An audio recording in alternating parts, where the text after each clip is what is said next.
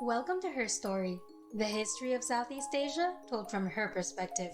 We'll discover historical figures, matriarchal societies, and contemporary female icons, and maybe learn about ourselves along the way. I'm Agus Ramirez. In this episode, we'll talk about Raja Hijao's rise to power and the Malay Sultanate of Patani's nearly unbroken line of queens from 1584 to 1718.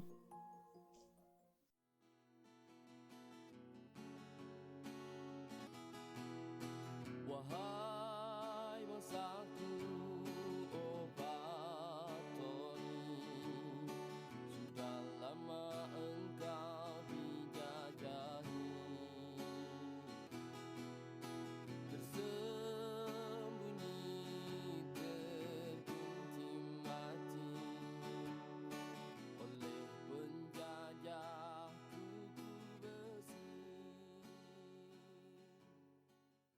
Between the 14th and 17th centuries, Southeast Asia had a great number of female rulers.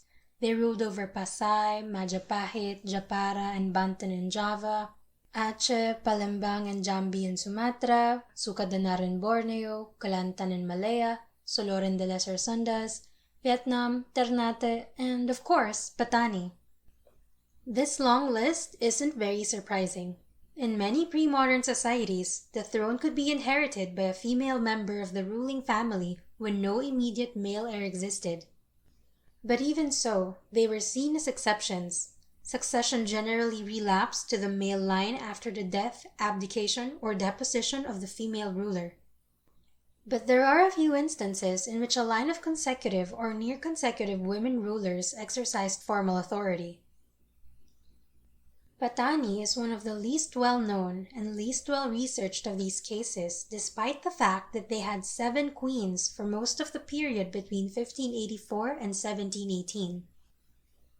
In Patani, successive women were placed on the throne, a pattern that wasn't seen after the 17th century. This is significant because these periods of female rule coincided with cosmopolitan, trade-friendly regimes and were the most active period for these states in international commerce. Patani, now a part of Thailand, is located on the east coast of the Malay Peninsula. It's important for us to understand what Patani was like, so we begin in the 5th century AD. At this time, a number of small states had developed in southern Thailand. The most prominent of these small states to emerge in the Patani region was Langka Suka. It was first mentioned in the history of Liang dynasty in 502 to 556 AD.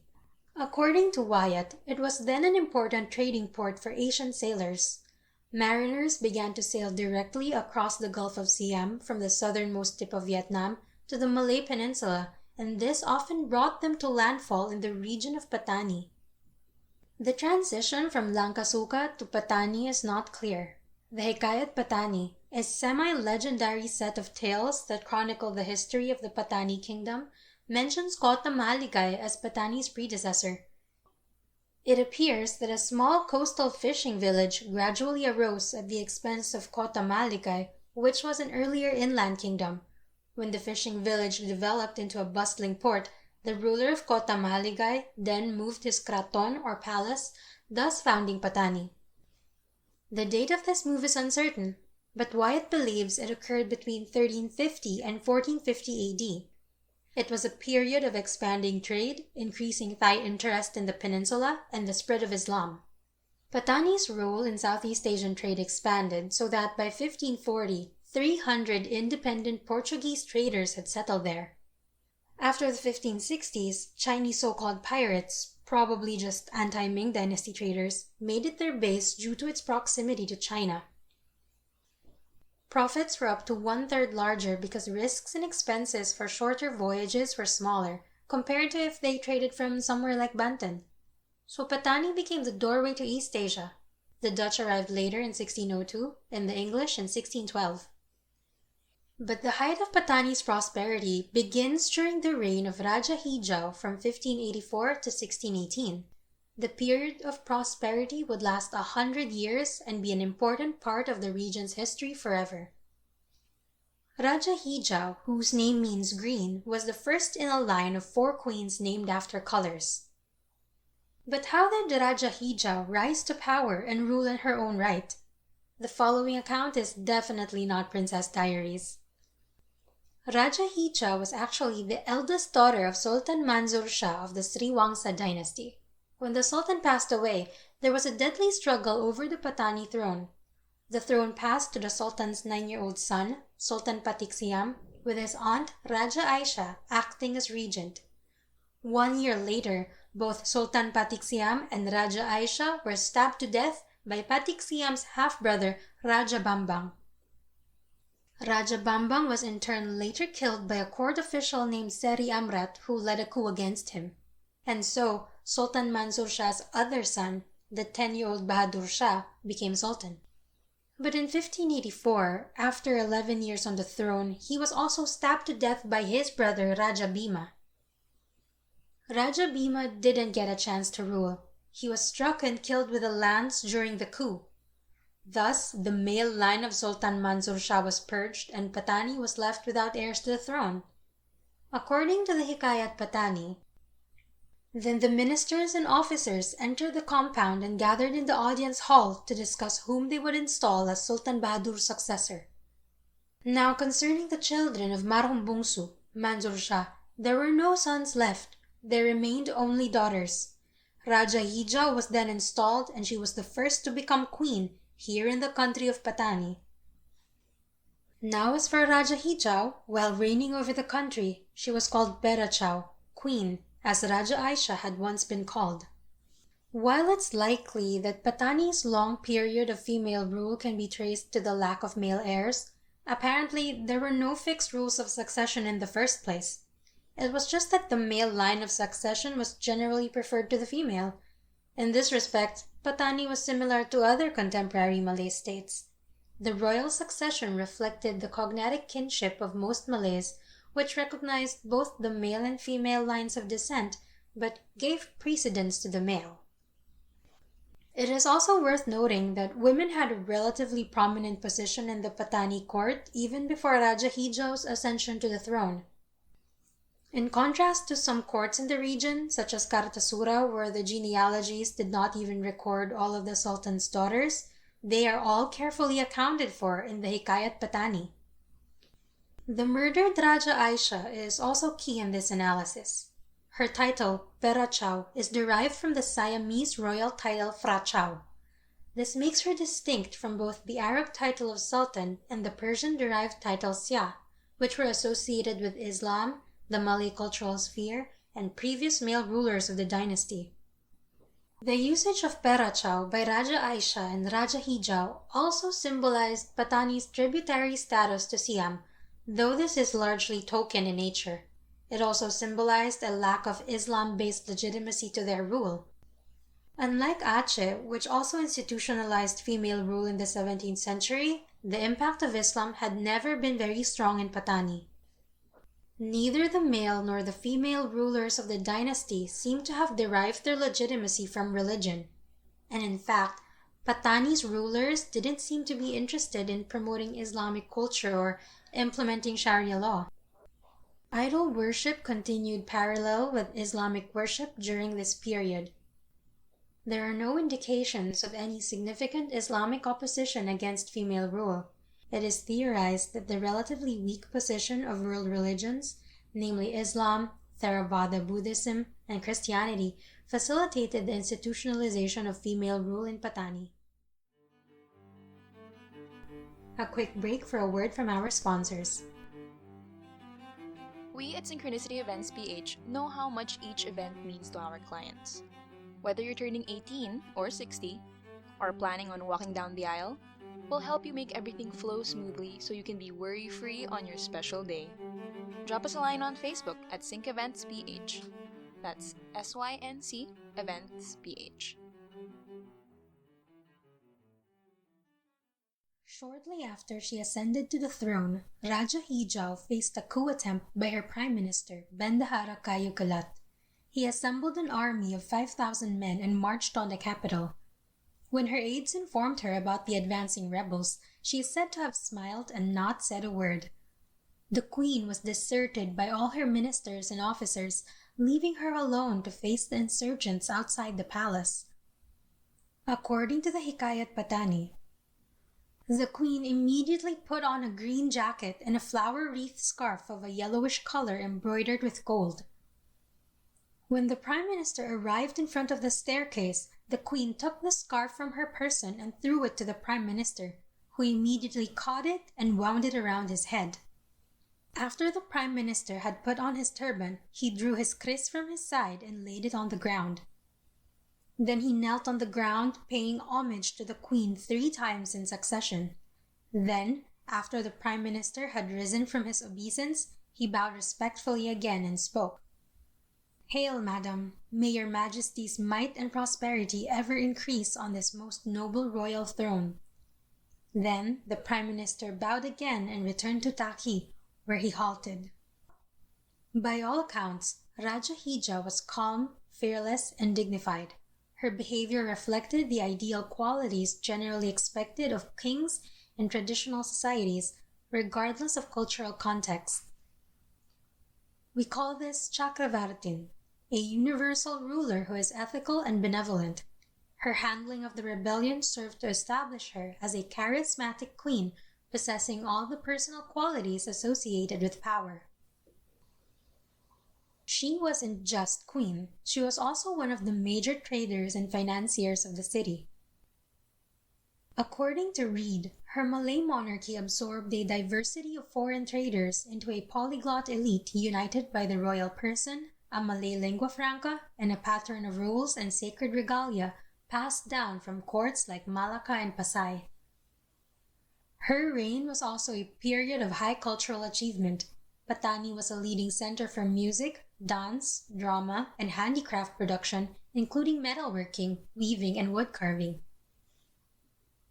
Many European visitors wrote about Raja Hijau. A Dutch ship's doctor named Roloff Rolofs, who took part in a procession in Patani in 1602, wrote that the queen was greeted by around 4,000 men-in-arms and 156 big elephants. Her palace, according to a report by the Dutch Admiral Jacob van Neck, was decorated with golden panels. Peter Flores, an Englishman, reported that when the queen went hunting, she was accompanied by a great train of over 600 boats. Raja Hija was also a hands-on political leader. The Hikayat Patani recounts how she, after deliberations with her ministers and officials, decided that an important channel was to be built in order to secure Patani's supply of fresh water. Her power and influence were demonstrated by the urgency with which the channel was dug. The queen continuously kept herself informed about the project's progress. When it neared its completion, she personally traveled upstream to the digging site to inaugurate the channel. Raja Hijau ruled with apparent success for 32 years. In 1604, Jacob van Neck wrote, "So that all subjects consider her government better than the dead king, for all necessities are very cheap here now, whereas in the king's time, so they say, they were dearer by half, because of the great exactions which then occurred." During her reign, both the Dutch and the English were granted permission to open trading factories in the city. Several European visitors reported that they were welcomed upon arrival in Patani by the queen's intermediaries and had gifts of fruit and other food sent in her name to their ships. She also presented the visitors with precious gifts. Van Neck, for example, received a golden kris, and on several occasions she entertained the European visitors at her court. When Raja Hijau died in 1616, all the men of the country were ordered to shave their heads, and all women to cut off the ends of their hair. She was succeeded by her sister, the also unmarried and childless Raja Biru, the Blue Queen, who was about 50 at the time. This suggested that the Orang Kaya, the class of merchant aristocrats, had shifted to women rulers as a political preference. According to Nicholas Gervais, a visitor to Siam, the Orang Kaya seemed wary of obeying kings who maltreated them and shook off their yoke in favor of queens. By the time of Raja Biru, female rule had become an increasingly recognized system. Raja Biru improved the channel that had been dug under Raja Hijau. She also ordered her officials to bring back her younger sister, the recently widowed Raja Ungu. Raja Ungu, the Purple Queen, was married to the King of Pahang. She also ordered her officials to bring back her younger sister, the recently widowed Raja Ungu. Raja Ungu, the Purple Queen, was married to the King of Pahang. Her daughter, Raja Kuning, was named in 1620 Dutch sources as the heiress to the throne of Patani. When the King of Pahang died, Raja Ungu was no longer tied by marriage to Pahang. She was then free to ascend to the Patani throne in 1624, bypassing her daughter in the line of succession. Raja Ungu was a decisive political leader, and she did not like the Siamese very much. She refused to use the Siamese-derived term Perachao and instead used the Malay title Paduka Sia Alam, Her Excellency Ruler of the World. The Austrian Christoph Karl Fernberger described how the queen, apparently without consulting her counselors or other prominent Patanis, gave orders for the mobilization of 3,000 men in order to undertake a war expedition against Siam. She appointed officers, inspected the troops before departure, and eventually, after the successful conclusion of the expedition, agreed to the peace conditions, according to which the Siamese king renounced for all time any claim to Patani's sovereign territories. But the conflict with Siam did not end there. In 1633 to 1634, Siam dispatched a large military expedition in order to force Patani into submission. The city did not yield, but the war cost them suffering and a serious decline in trade. In 1635, Raja Ungu died and her daughter, Raja Kuning, the Yellow Queen, succeeded her. The new queen ordered the dynasty's personal treasures be turned into royal property and transferred to the state. During her reign, she restored relations with Siam. She resumed sending the tribute of the golden flower to the king. She accepted the title of Perachao and also visited the Siamese court herself in 1641 in order to restore relations. Unfortunately, Raja Kuning was ousted in 1651 by the king of Kelantan, Raja Saki I. He installed his son, Raja Bahar, as the first ruler of the Kelantan dynasty. He ruled Patani until 1670, when his wife, Raja Mas Kelantan, succeeded her husband to the throne. They had no sons, but 2 daughters. The unmarried youngest daughter, Raja Mas Chayam, succeeded her mother in 1689. By this time, however, the queen was a powerless figurehead. And because so many of their queens were unmarried and childless, Patani eventually abandoned the dynastic order of succession in favor of just electing the queen. This was true in 1702 when a new queen, Raja Dewi, was put on the throne. She did not belong to the Kelantan dynasty though, and this period was one of infighting among the Orang Kaya. In 1716, Raja Mas Chayam was reinstalled as queen, but she died 2 years later. With her death on the throne, Patani's long period of institutionalized female rule came to a definite end.